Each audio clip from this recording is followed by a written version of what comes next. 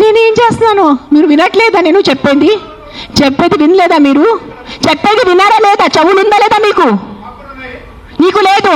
నేను ఎంతసేపు మాట్లాడాను? ఏం విన్నారు మీరు దాంట్లో? ఏసీలా కూర్చొని మీరు ఒక మాట చెప్పండి.